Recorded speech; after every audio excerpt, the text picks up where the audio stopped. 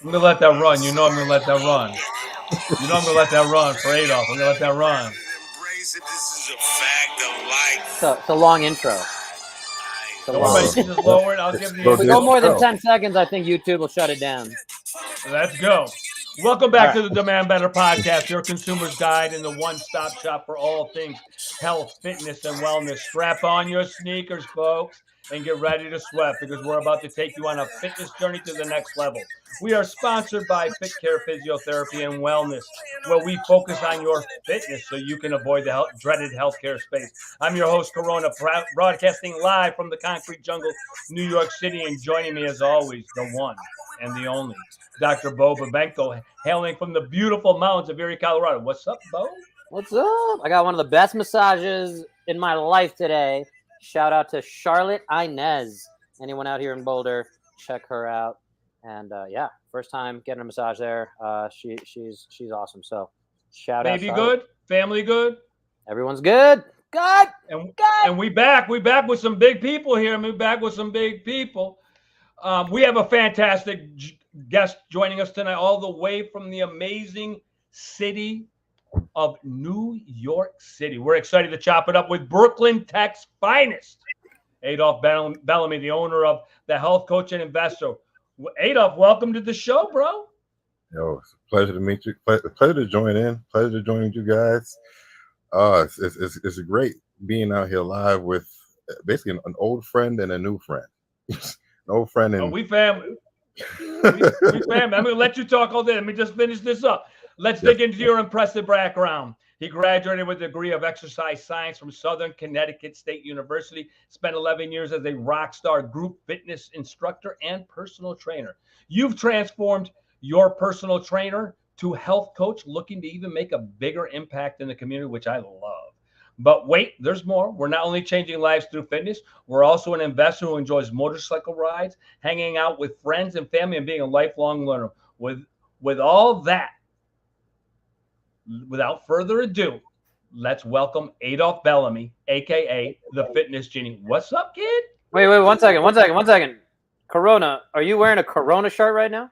You damn right I'm wearing a Corona shirt. Show that off. You damn right. Hold on, show it off. People want to know what's up. I'm here. What are we talking about? The king will be here. What we talking about? You are extra. Corona is I am extra. I'm a little extra. All Is that a good enough intro for you, Adolph? Is that a good enough intro for you today? That's A1. I just wanted to make sure we were on page because we give you mad props. Oh, that intro, that's far too much for me. I tend to like put away the accolades so I don't get too up on myself. You know that goes. But hey, just here to take care of as many lives as possible. Listen, man, we're happy to have you, and I'm going to start this off, and I'm going to throw a huge, big question at you that's multifaceted, and we're going to just chop it up. Talk to me about the state of the industry. Small little topic. You already hit the nail on the head by saying multifaceted. Oh my gosh, the industry is a mixture between too much information and not enough for everybody. Like think about that for a second. The way we try to work to approach the industry is constantly based on visuals. What does this person look like? What does that person look like? What does the society say that is the best form of health, or what is the most attractive to this gender or that gender or whoever you're looking at? And it really lacks significant guidance, mentorship, and people are looking for the right answers. And most often than not, either going to the wrong people or so overwhelmed that they just never make it to the actual finish line. And that's where people like us have to come in and just basically just give them the slow baby steps that gives them a little bit of confidence that gets them where they want to get to over the long period of time.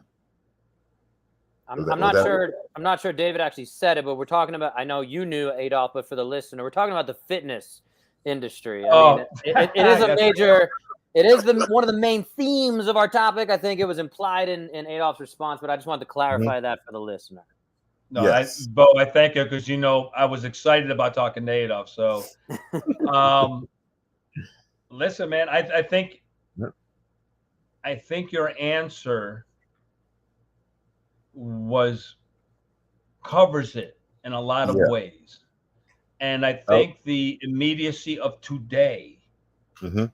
and me wanting to look like somebody else who I'm never going to look like in my entire freaking life, unless I have her exact genes and her lifestyle and everything she does, Yeah. is something we are fighting on so many levels in this country.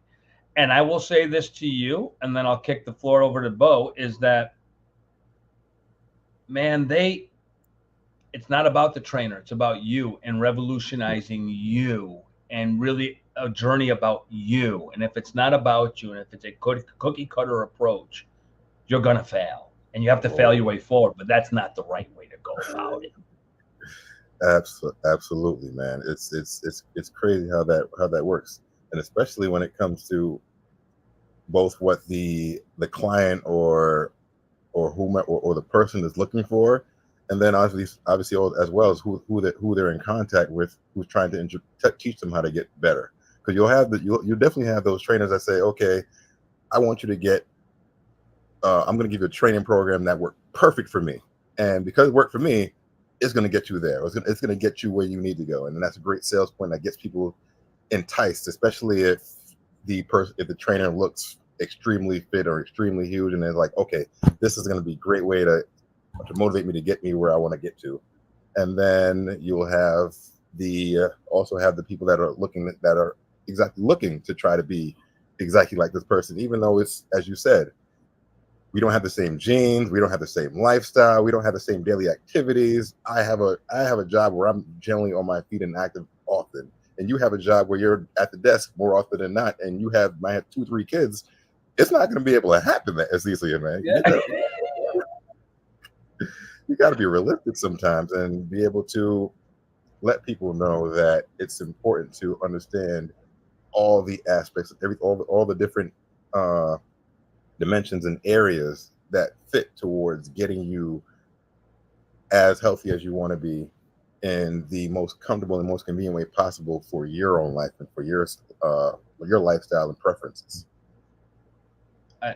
I couldn't agree more. Hey, Bo, you got a question, or are you good? Yeah, I'm waiting for the queue up, man. I'm waiting for you, Big Dog. I'm waiting for the big. We're waiting for Coach. We're waiting for Coach. And me, I'm trying to pace myself. I know if I start getting too deep, I'm gonna get way ahead of myself. Well, let's talk big picture. Let's talk big picture. So on your, that's why I bring Bo in. Your athletic investor, your underscore athletic underscore investor on the IG. So talk to us a little bit about, I mean, these are clearly two things you were passionate about, but why did you choose? And you kind of gave me some branding advice and things like that. I'm curious to come back at you and say, what is it's different for sure. It's unique. So is that coming together with health coaching and investing? Are you talking about these things in the session as you're doing pull-ups and lunges and pistol squats with genies and yeah. So before he answers that question, he has a question that we're going to discuss about health coaching. So I want you to stay back for that because I want you to do a differentiation thing for us, if it's possible. Okay, go ahead, sir. I most absolutely can. The floor is yours. Do that. All right. So starting off with your athletic investor. Funny enough, and you're the second person that asked me in the last couple of weeks. Like, do you like train your clients and also teach them about investing? No. As funny as that, as exciting as that would be, it's actually more of a it's a no, but it's also like a yes and no situation because it's like a mix. Because so full background, I started personal training, like individual one-on-one training at Equinox, which for certain people was it's like a high-end gym chain that's mostly in New York City, Miami, and California, right? So starting training, I was 23 years old, and I knew nothing about finance. And I knew just about everything about health and fitness. So I was training my clients, taking care of them from a health and physical standpoint. And then within a year or two in, I'm starting to listen to what they're talking about, what they're studying, what they're learning. They're looking at the stock market, they're looking at different businesses, and I'm asking them, okay, you guys invest. They look at me like, you don't know about any of this? Okay, here. Why you can't just be training me and taking care of me and not let me take care of you and help you understand how to retire and how to build your own level of wealth and success. So while I was training them and some clients I've been training for about a decade now, they've been giving me basically a 10-year long MBA course on everything that revolves around finance and investing and understanding how to build my credit score, increase my 401k, invest intelligently, and comparing differentiation between what's a good investment, what's a bad investment. And I've been taking all that in and just sharing that with my own environment, my own community, because there's so much that they know that the general society does not know. Yeah. And it's similar as we're talking about when it comes to the health and fitness, health and wellness realm. Health and fitness, health and finance are two major subjects that aren't well taught around the U.S. or even in the world as a whole.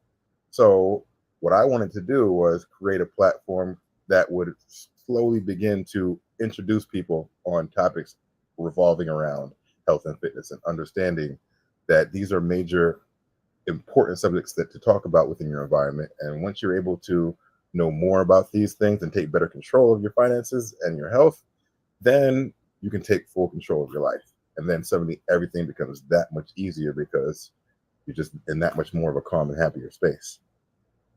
So Bitcoin, crypto, yes or no?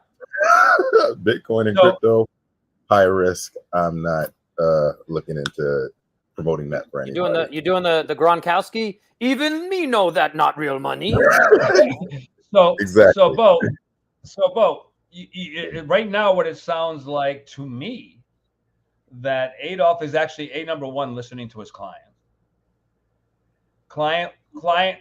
So he's probably reading what they're reading because he's having that conversation, because that's what's going to make his session flow a little bit while he's teaching them about fitness. And B, he's also not using them. They're helping each other out to grow, which is called personal training. He's not just throwing one program for 6 clients, and I'm doing the same thing at 6 a.m. that I'm doing at 12. He's actually doing his job as a personal trainer, making things personal and helping his clients move forward. Your thoughts on that, Dr. Bo? Because I think Adolph's on the right page. Definitely. I have been thinking about what's in a name recently, and I was wondering, because I'm always debating this too, because as a physical therapist, doctor of physical therapy, I'm always like, I do a lot of personal training, a lot of fitness stuff. I have to say I'm a fitness forward physical therapist. So I always say, we're not going to change what the name of personal trainers are, but I'm always like, shouldn't it be like a fitness trainer? Because you're training a fitness. Hopefully you're training fitness, not just appearance, aesthetics. But yeah, personal training. I don't know. We got 2 of the top personal trainers in New York City here. Not a big deal. What do you guys take on the term personal trainer real quick? I think that's a term. I mean, I guess I think Corona will agree with this, but I believe that the term personal training is, people tend to forget the personal part so much. Like when you're doing a one-on-one, I mean, if it was a group 3-on-1 training, maybe like that can be much more of a fitness training related type of environment. But if you're in a one-on-one situation, yes, you're training. Yes, you're spending an hour with this client and you're getting them to commit to certain different exercises. And the reason why the personal part is there is because you're also required to tap into their everyday lifestyle, their individual. Walk through their lifestyles outside of those hours to better understand them, so that you can better take care of them. Adolph, do you have a cat walking on your microphone right now? Oh, sorry, that was actually more my finger tapping on my mic. Sorry, but yes, it's much more of a personal situation. You really want to be able to talk to that client, ask and inquire, be interested in that client's lifestyle, so that you can better learn how to take care of them.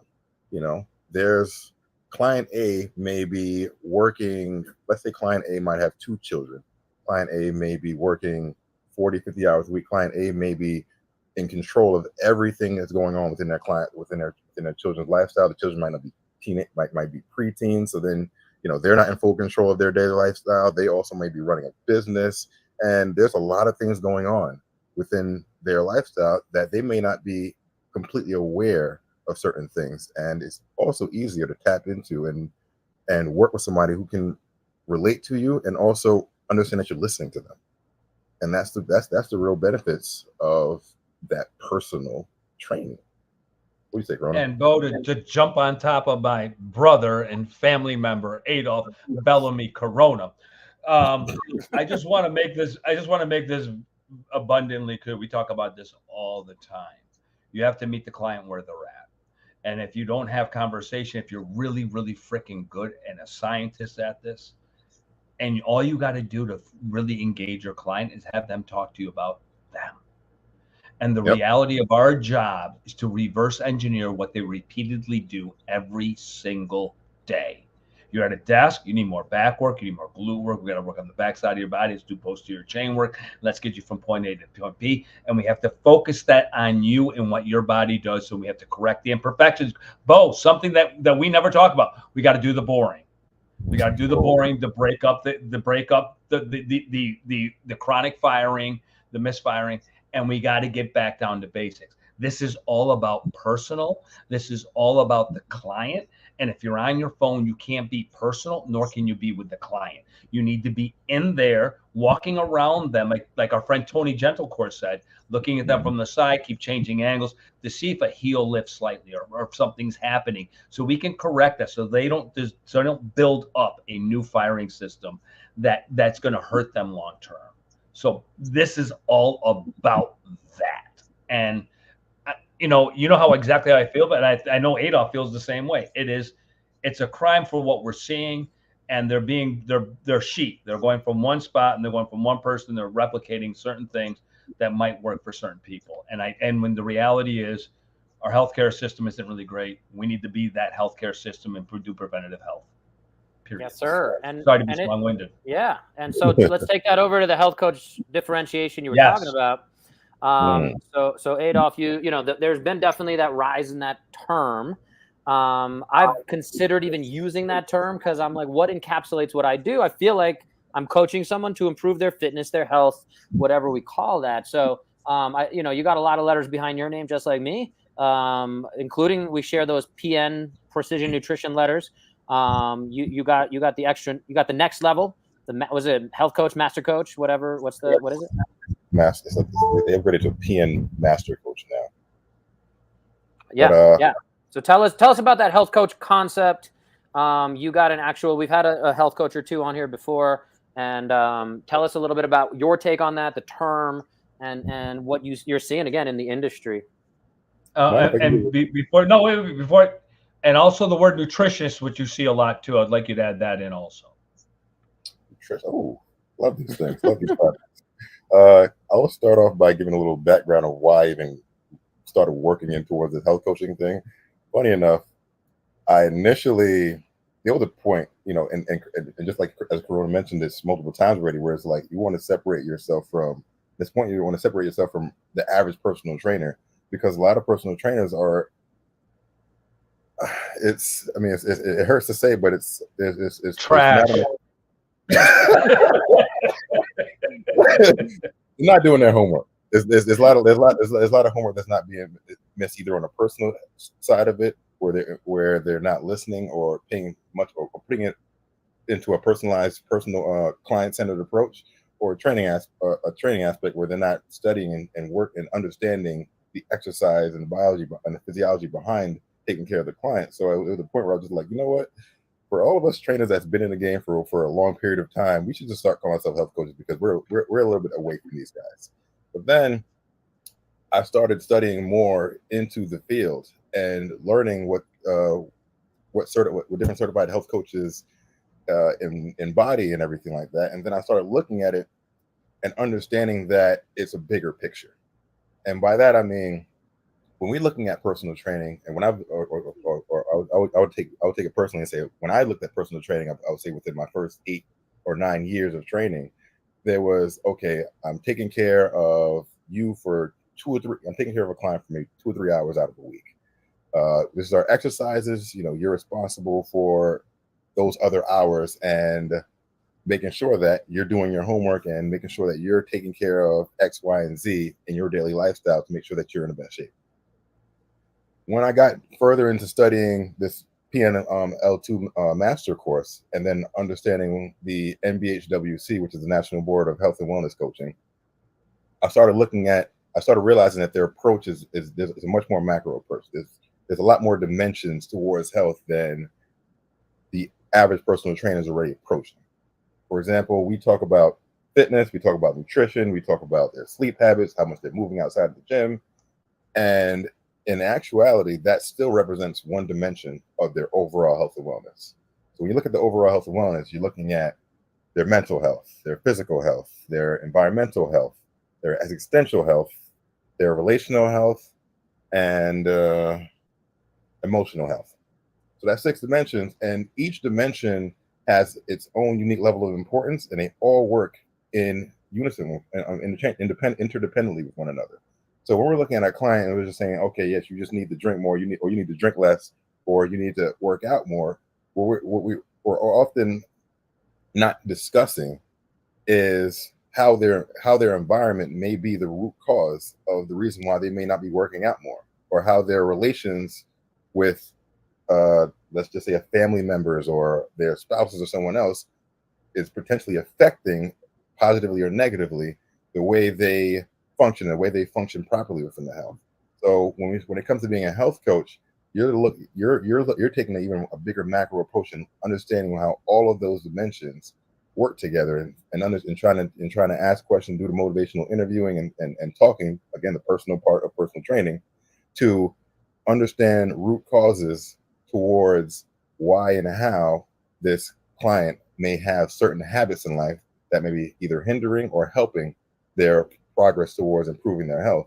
And then also being able to take a deeper personalized approach towards assisting them towards take smaller baby steps and easy actions that can get them that much closer and give the momentum that they need towards taking those bigger steps of reaching their overall goals, whatever that might be.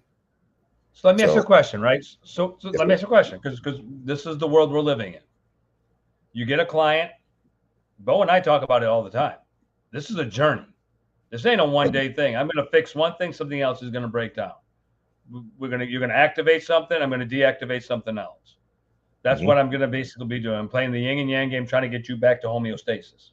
So that's where I'm at, right? Yes, sir. They're not patient these days.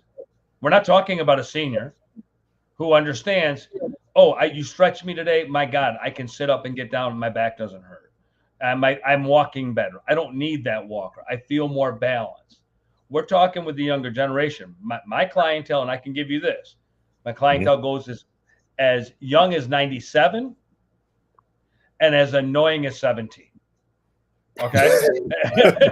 So what I'm getting at, they all have different needs in that space, but the ability to stay focused enough to understand that I'm going to be better in 6 months than today is a struggle.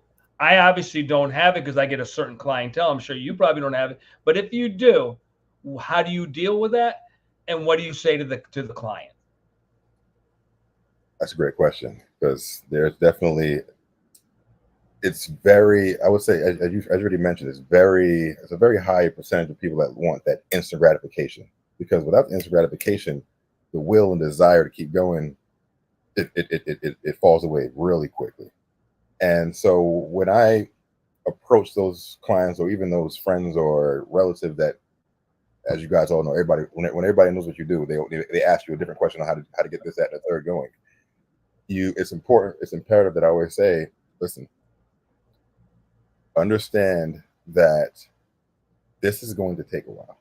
And what I would always recommend is think easier than easy, because what people also tend to do is they tend to take, if they want to get to, let's say, losing 30 pounds or something like that, they go ahead and take the hardest action, whether it's going to the gym 5 times a week when they've never gone to the gym once or ever, and say, I'm going to make this happen. And then suddenly they'll burn out because this action is not sustainable. They more often than not take the most hardest or most or challenging actions that are not sustainable or not, and it's not fit and not comfortable for their personal lifestyle, and then they fail at it, and then suddenly they're discouraged, they're upset, and then they don't want to ever do it again.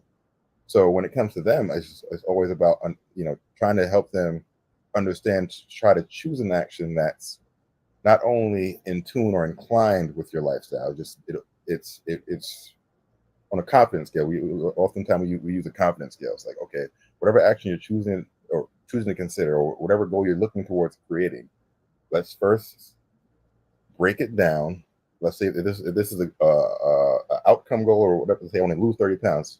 Then I have to ask the question, okay, what behaviors or what lifestyle does this person, does this version of you, 30 pounds lighter, look like? And then I break that down and say, okay, what kind of practices, what kind of what kind of skills does this version of you have? Let's break that down a little bit further. What kind of practices, weekly or monthly practices, does this person have to work with? Let's break that down even further now. What kind of easy, thoughtless daily actions do you think you can work on in order to achieve these type of practices? And then work on those little pebbles and ask them, okay, on a scale of 1 to 10, how confident are you in your ability to do this on a daily basis? And if they don't give me a 9 or a 10, I say, listen, if it's not a 9 or a 10, chances are it's not sustainable. If it's not sustainable, chances are you're not going to be able to do it. And if you're not going to be able to do it, you're going to be discouraged. You're going to fall backwards. How can we make it a 9 or a 10? And how do we? So we start with those little small pebbles, and then keep it one action at a time. I'm not going to tell you to do 4 or 5 things at once. Focus on this one action, and let's just reframe it and hinder it in. And then we do that with the hopes that this person comes back within a week or two, or we follow up within a week or two and say, okay, how did that work? What went well with that action? There may be some benefits from it. There may be some setbacks from there. And we tell everybody, there's no failure. Failure is not failure, it's feedback. Give us the feedback, and let's collect that knowledge. You know yourself better than I know you. You know yourself better than anybody else knows you. Let's work with that feedback, and then let's adjust. Let's make something. You get to make it easier, then make it easier. If it's nice and easy and it's a thoughtless habit already, then hey, we're on the right direction. Let's continue to build on this foundation and get you where you want to go. But it's the easy wins that gives people the most definite confidence that they can keep going forward and say, okay, I'm feeling good. I'm feeling happy. I'm not discouraged. I can keep this moving. And we have to start with the easiest of the easy. You make it sound so simple. Why does the fitness industry get it wrong so often? Is it just, we kind of alluded to, that short-term attention span kind of situation and not setting realistic expectations? Because it sounds like you are setting realistic expectations. Because it's very hard to, well, Corona actually already hit that part on the head, the personal part. It's very hard. Not too many trainers have studied and understood what we call motivational interviewing and personalization towards that depth in that manner. How often, if you guys probably know plenty of trainers, how many trainers you guys know went up to a client or went up to spoke to their clients and talked to them, asked them, what is the easiest thing how can we break this down and make this even easier? More often than not, they're more saying, oh, well, this is your fault. You should have tried this better, or you should have done this better. You should try this out. And more often than not, on top of that, the trainers are saying are suggesting the actions for the patient, which means that the trainer is putting themselves in a position where they're saying, I know you better than you know yourself. That's not how it works. You have to get the client to make the suggestion, make the thoughts, think it out. They can draw it out for themselves. All you're doing is being the guide. It's like being you're on top of a horse. You can't tell the horse. You can guide the horse on where to go, but the horse is still going to do what the horse wants to do. And where most trainers and specialists fail, in my opinion, is that there often gets to some point of frustration, or even some points of just making the suggestion for the client before the client thinks it through on their own, instead of guiding them off of their own preferences, their own lifestyle, their own experiences. Yeah, I keep seeing I keep seeing trainers building houses without plans. Yep. I keep seeing no questions being asked of the client. I keep seeing guys on their phones doing something else. Now, I say this all the time, and I'm going to roll this into a question. I say this all the time. Your most important asset is you. Yep. So why do you do more research on a refrigerator, a car, or any other object that you're buying that's not your health?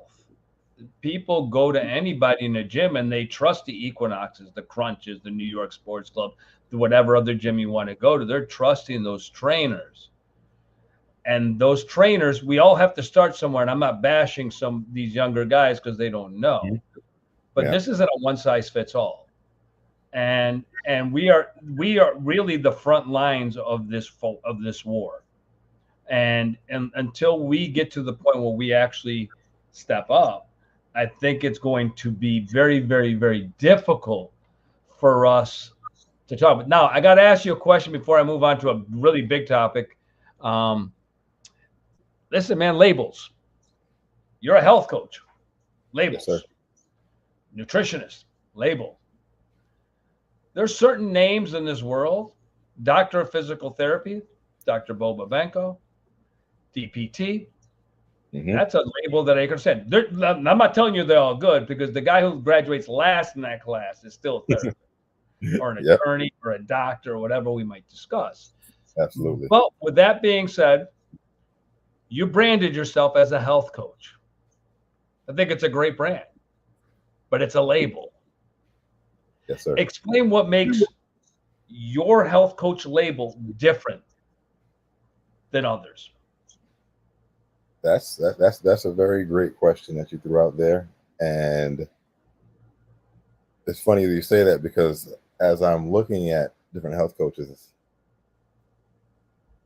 you then want to ask them, okay, you then want to look at other health coaches and think, okay, what certifications are present? What separates you from this, that, and the third? And then there's the MBHWC, which is still the new standard.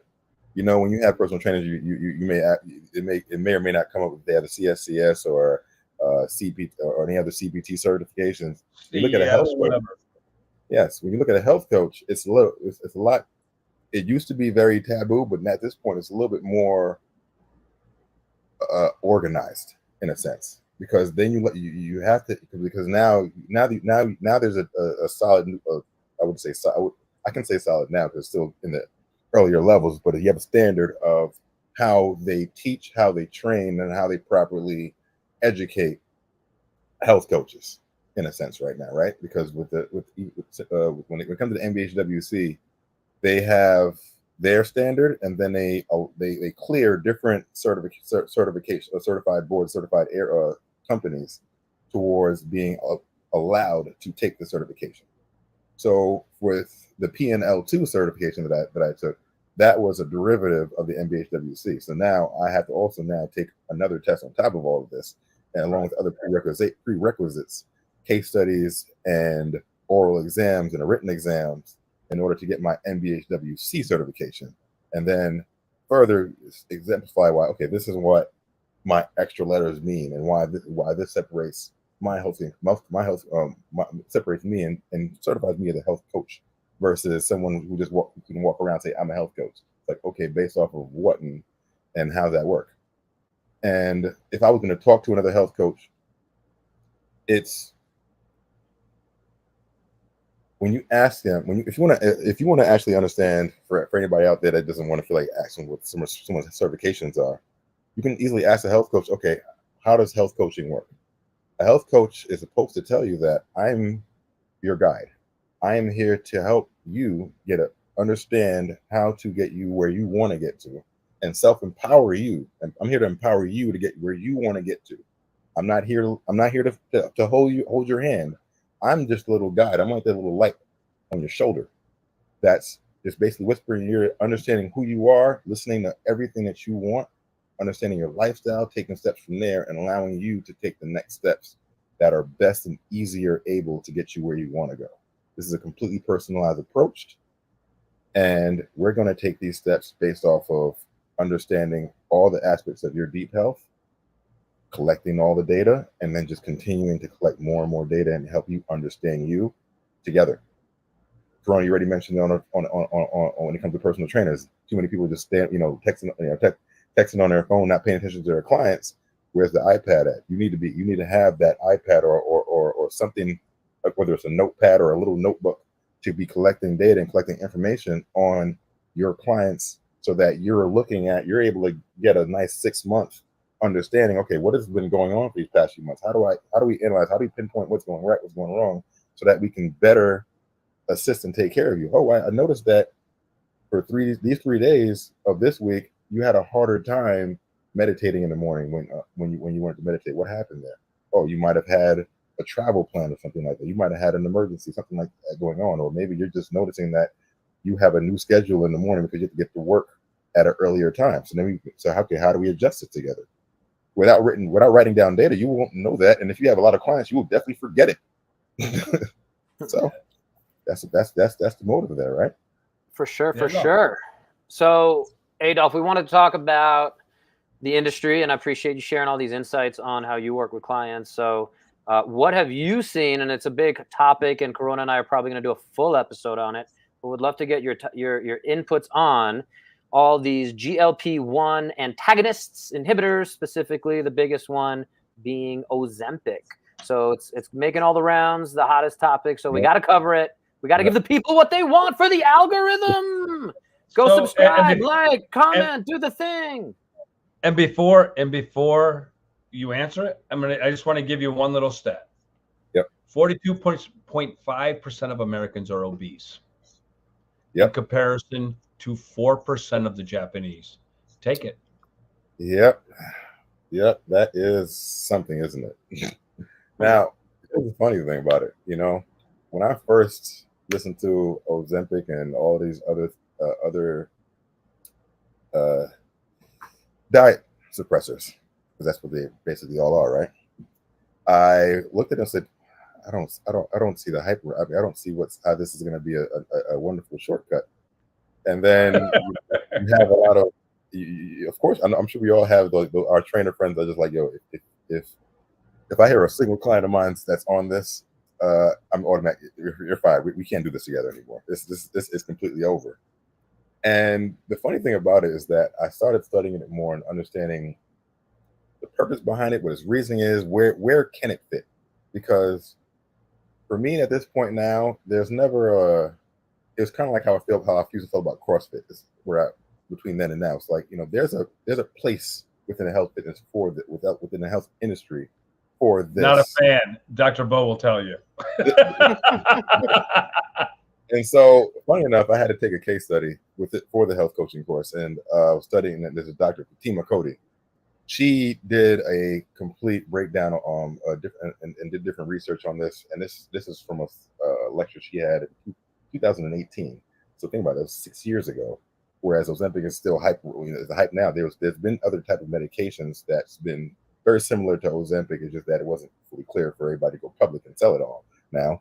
But throughout her breakdown of it, it was it's understanding that when it comes to obesity, the disease of obesity, there's different people that have different genetic makeups that may make them more susceptible to be obese, and getting diabetes and among other chronic health diseases. And for those few people, this may be a beneficial medicine that may help them get towards reducing their chances of getting those chronic diseases. However, the way that it's being approached right now is absolutely horrible, because way that it's been proven to be inhibited and given. First off, Ozempic is think of Ozempic like blood pressure medicine. If someone takes blood pressure medicine, you're on that for the rest of your life. This is not take it for 6 months and then suddenly you lose all the weight and then suddenly you're good to go. No, this is understand that when you commit to this, you are committing to the fact that you have a disease and you're using this to take care of that for the rest of your life.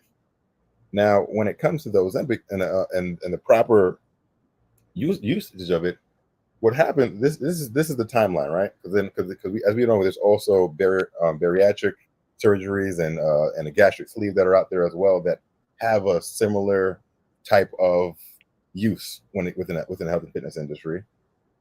The proper approach is to first understand, okay, yes, you may have diabetes, you may be considered obese based off of preferably a high BMI and a high waist circumference. That kind of not gonna say it's a fine art, it's a guaranteed art, but it puts you more within the likelihood of being obese. Is that guaranteed true? Obviously not. We both know that. I mean, I'm 200 pounds, I'm at 205 and I'm 6'2". I'm technically obese based off of, my BMI. But am I really obese? I believe I'm morbidly obese. Yeah, so but obviously it's not. Let me stop you because I just kind of want to touch, because I don't disagree with you, but I will say this to you: our food industry and our drug industry are ballooning up. I think a lot of the stuff that we have going on right now really has to do with what we're ingesting, and we have way too much processed food in this country. And the drug companies and the food companies are putting stuff in our food. We're becoming addicted to stuff, and they've done the studies on mice. Where mice, after they were given fast food, didn't want real food after. So we've seen this already happen. The last big drug, and I'm just going to say it's not the belager, is fen-phen. And if you remember fen-phen, because you might be too young, because I'm an old son of a gun. Definitely too young. Adolph. You remember fen-phen, right, Dr. Bo? I do. Yep. Yeah, fen-phen was the weight loss drug of choice when I was younger. Mm-hmm. And the ramifications of what people that took it were severe, and they took it right off the market. So I think right now we're still sitting in the word of immediacy, and I want to be happy in my life, but but we're living it to an unreal standard of the Kardashians, because there's nothing there real, and filters. And I think when we sit in here, we're trying to go to a standard, well, at least women are, that is really unattainable. Well, let me jump in with the devil's advocate piece to that about the side effects and the short term, long term. Hey, this has been just the GLP-1 antagonist inhibitors, not specifically Ozempic, but they've been given out for I think 2 decades. Yes, it's becoming very popular now. But in terms of side effects and things, we're waiting to see what happens for sure. But that's the piece in the arguments, and I know I sent a couple of different research pieces and podcasts to Corona.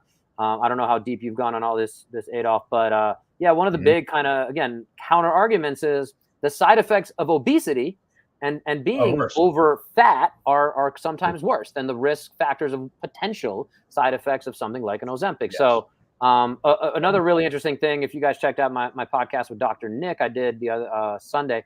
I brought up the fact that Krispy Kreme, for the first time in its history, has seen a drop of their profits, and a lot of people are attributing that to the nationwide sweep of Ozempic and the fact that hunger signals are getting shut down versus the bariatric surgeries that bariatric surgery we talked about as an alternative, and that didn't really completely shut down hunger signals. It just made it like, hey, if you overeat, you might blow up your stomach. And that didn't, the brain was still saying, like, I still want the food. Like, I need to battle that out. So it's a tricky little thing.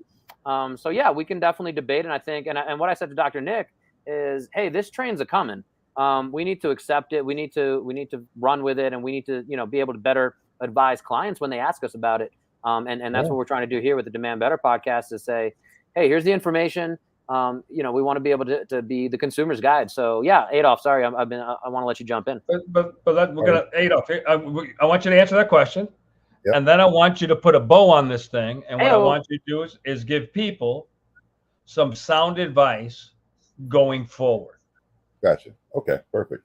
So when it comes to the best recommended process of this, and the reason why, to Bo's point, this has been out for decades. The reason why that you're not seeing any of these surprise side effects from the previous decade is that the process. When it comes to clients that go to these doctors and specialists and take care and ask for these type of medications or gastric sleeves, the process starts with behavioral intervention.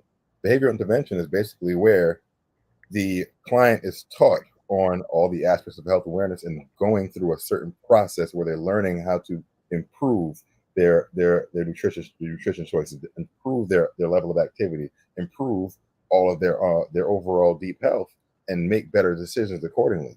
Now, if you look at those research, you understand that when a client gets into that program, they may lose 20 to 30 pounds offset.